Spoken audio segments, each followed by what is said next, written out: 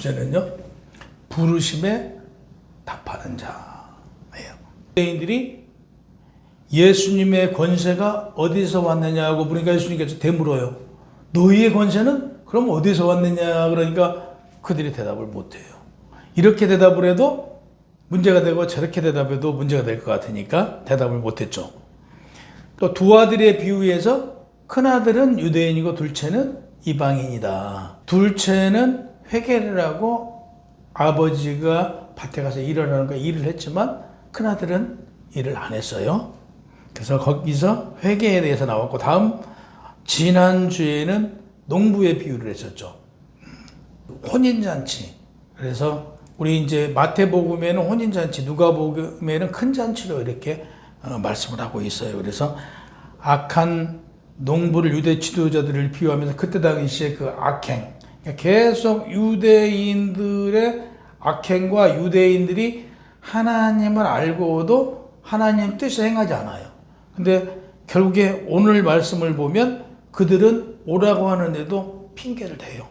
마태복음 22장 2절에 보면 천국은 마치 자기 아들을 위하여 혼인잔치를 베푼 임금과 같으니라고 이렇게 얘기를 해요.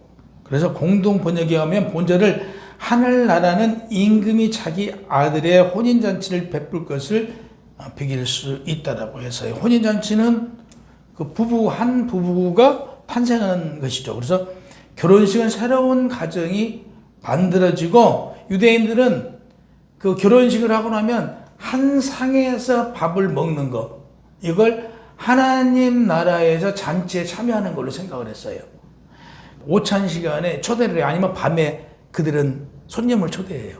아침이나 저녁에. 근데 오늘 본문은 아침에. 유대인들이 한 상에서 구원받은 자들만 먹을 수 있다고 생각했던 거예요. 그래서 그 한 상에서 밥을 먹는 걸 굉장히 대단한 걸로들 생각을 해요. 결혼식을 하고 나면 밥 주잖아요.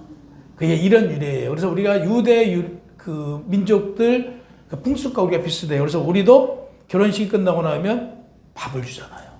이게 한 상에서 밥을 먹는다는 게 굉장히, 우리는 한 공동체에서 우리가 하나다 이런 그 뜻이 있대요. 그래서 친지들을 모시고 한 자리에서 밥을 먹잖아요. 이런 의미예요. 그래서 동질감, 공동체, 특히 그 우리가 식탁에서 식탁 교제를 나눈 걸 굉장히 중요시했다.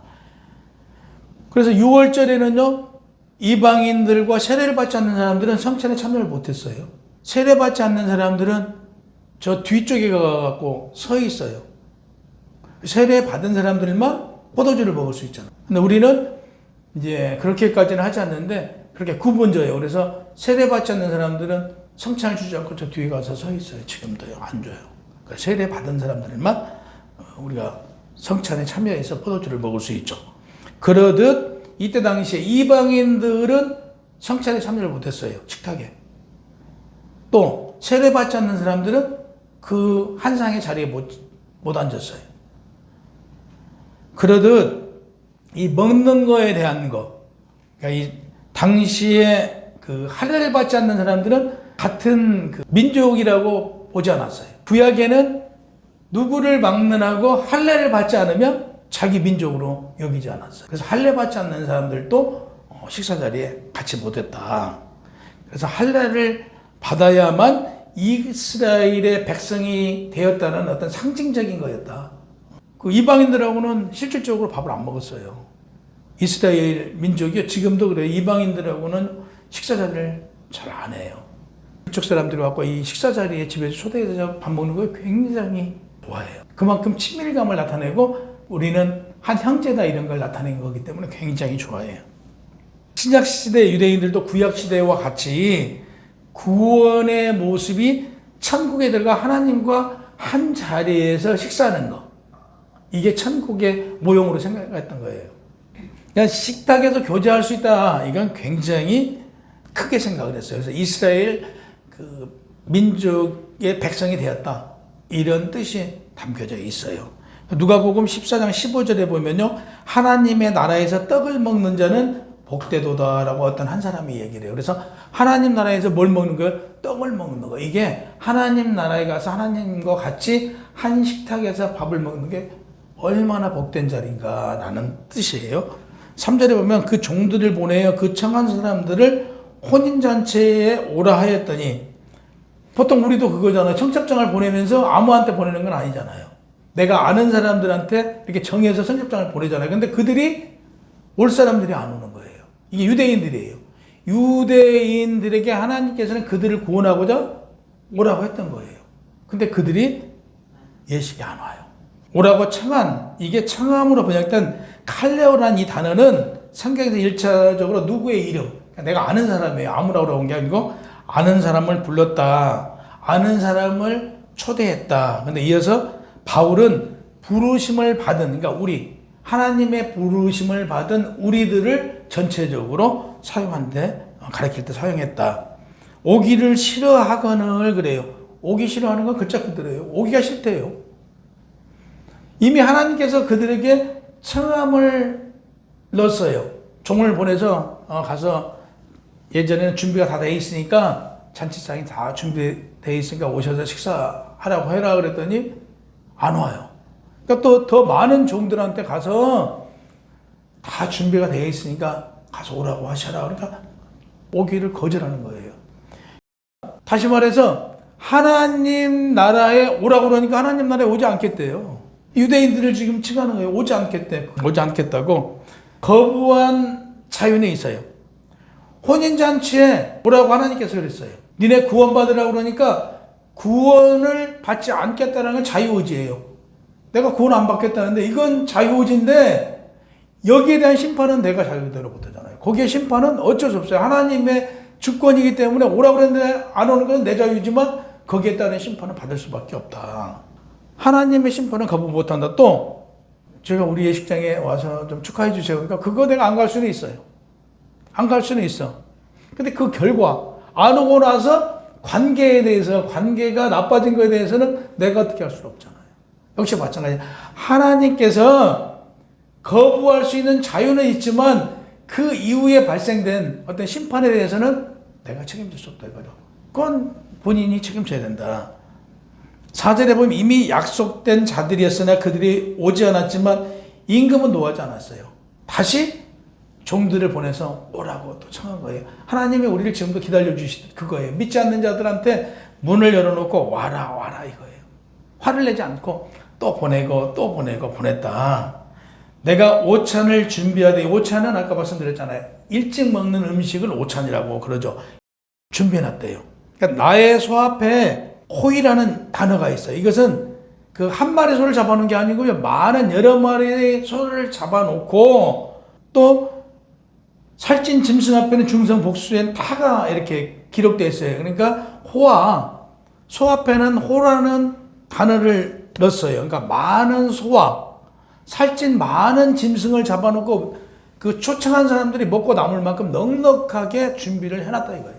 그러니까 하나님 나라는 우리가 먹고 마시고 하는데 부족하지 않도록 넉넉하게 준비되어 있다 이거예요. 근데 얼마나 음식을 많이 준비해놨어요. 이 음식을 먹어야 될 거 아니에요. 근데 초청한 사람들이 오지 않겠대. 그러니까 5절에 보면 돌아보지도 않고 임금 잔치에 초청받은 사람이 부정적 반응을 보여요. 그 이유에 대해 설명해요. 왕의 간절함으로 다시 종들을 보내어 초청했으나 돌아보지 않았다. 임금의 초청을 무시했다는 뜻이에요. 한 사람은 어디로 가요? 본문에 보면 자기 밭으로. 또 한 사람은 자기 사업하러 가고, 또 한 사람은 그 남은 자들은 종들을 잡아 모여가고 죽였어요. 지난주에 농부가 어떻게 했어요? 똑같잖아요. 마지막은 죽였잖아요. 오늘도 똑같아요. 사업으로 간대요. 두 번째, 자기 밭에 가서 일하러 간다고 하고 사업으로 간다고 하고 나머지 사람은 죽여요. 이게 예수 그리스도를 상징하는 거예요. 하나님 나라를 열어놓고 오라고 그랬더니 하나님 나라에 들어오지 않고 세상이 좋아요. 세상 핑계대고 안 와. 교회도 마찬가지죠. 세상 핑계대고 안 와. 두 번째, 어디를 가요? 나 사업 때문에 바쁘대. 사업 때문에 바쁘대. 세 번째, 오라고 그랬더니 죽여요. 하나님 아들을. 이게 유대인들이 이렇게 했어요. 실질적으로. 그들에게는 구약에서부터 하나님이 누구신가를 쭉 모세를 통해서 십계명을 주셨잖아요. 그리고 쭉 이어서 그들에게 하나님이 누구신가, 너희가 구원받은 너희는 특별하다. 너희는 특별하게 하나님께서 선택받은 자들이다라고 했는데도 불구하고 이들은 하나님을 알면서도 이 핑계 저 핑계 대고 하나님 뜻에 합한 삶을 살지 않는 거예요. 그러니까 이스라엘 백성들은 왕의 혼인잔치에 초청을 받고도 밥과 사업 때문에 가지 않는 것을, 다시 말해서 영적인 일보다는 육적인 일에 관심이 더 많았어요. 그들은 돈을 좋아했다. 돈을 좋아했어요. 하나님께서 성도들에게 한 줄을 준 이유는 기도로 준비하고 영적으로 말씀을 통해서 충전하고 육체적으로 쉼을 얻으라고 그랬어요. 쉬라고 그랬어요. 육체적으로 쉼을 얻어서 충전을 받아서 세상에 나아가 승리하라는 거예요. 근데 주일날 나 사업 때문에 바빠. 나 다른 일이 바빠. 이 핑계는 이유가 되질 않는데. 그러니까 본문과 유사한 누가복음 14장 19절에서 20절에는 잔치에 초청한 그 거부한 이유에 대해서 말을 해요.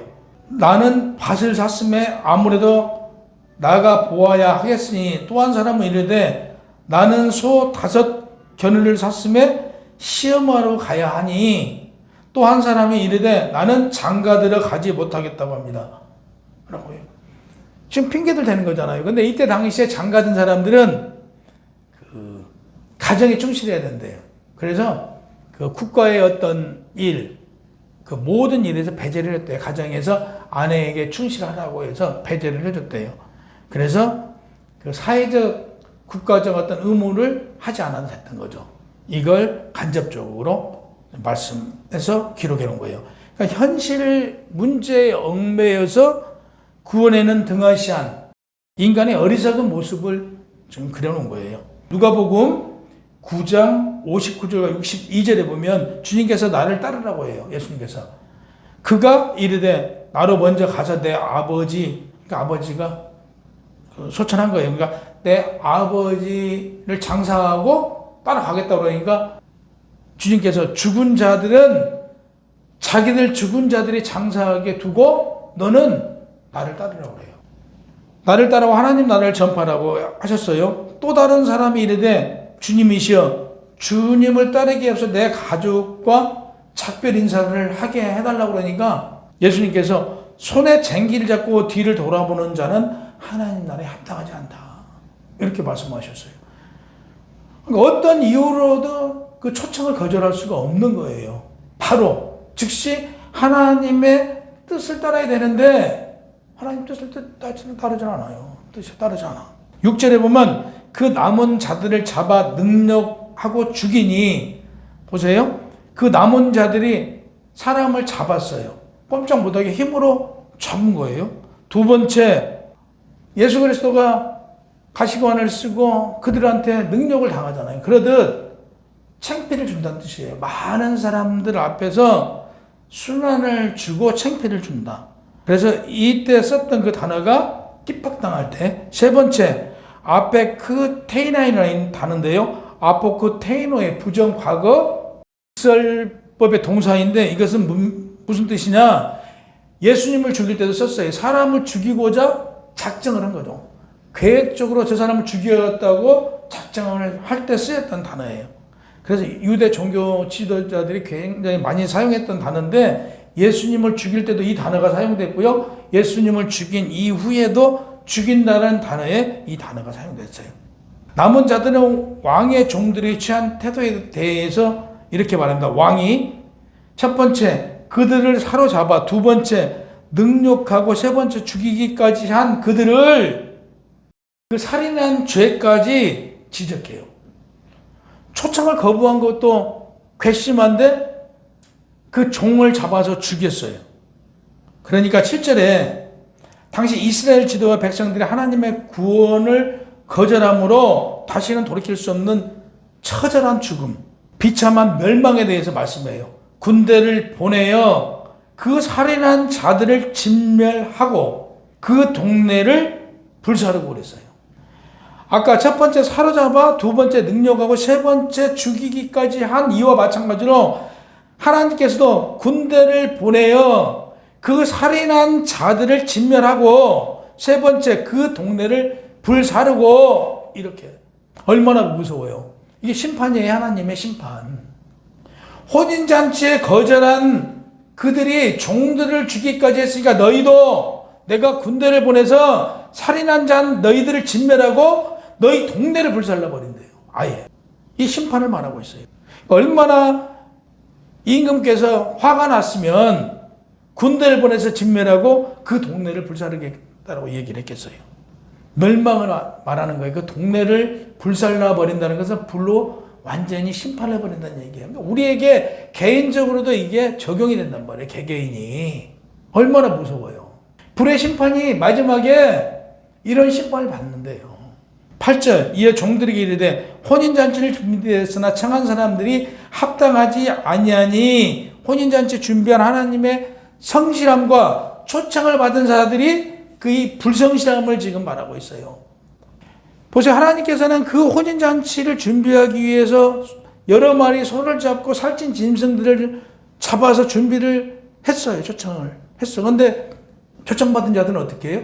가지도 않잖아요.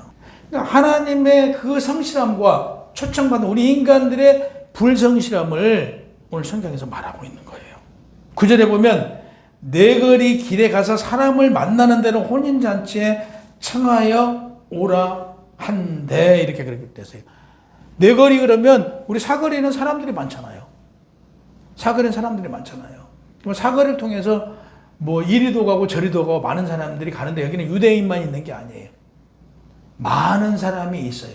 여기에 이방인들이 포함돼요. 여기서 유대인들만 구원받는 게 아니고 이때부터 이방인들이 구원받을 수 있는 길이 열리는 거예요. 초청받은 너희들이 초청에 응하지 않으니 이제부터는 너희의 초청은 여기서 끝이에요. 너희 특별함은 여기서 끝난 거예요. 너희 특별함은 여기서 끝나고 이때부터는 유대인뿐만이 아니라 이방인들까지도 구원받을 수 있다는 것을 문을 열어주신 거예요. 그래서 네거리 가서 사람들을 많이 데려와요. 근데 자리가 안 차요. 그러니까 또 나가서 자리를 채우라고. 이게 이제 또 나가서 자리를 채우라고 데려온 사람들이 우리 이방인들이에요. 그래서 유대인들이 특별함은 여기서 끝났어요. 이방인도 하나님 초청에 응답하면 구원에 임한다는 의미가 본절에 내포되어 있어요. 이방인도 하나님 누구나 초청받는 자격이 이제 생긴 거예요. 그래서 우리가 초청받아서 우리가 자격이 부여된 것을 성경에서 말하고 있어요. 그래서 이제부터는 초빙한 자들의 자격을 철폐하고 초빙에 응하는 자들에게 자격을 주겠다. 이런 말이에요.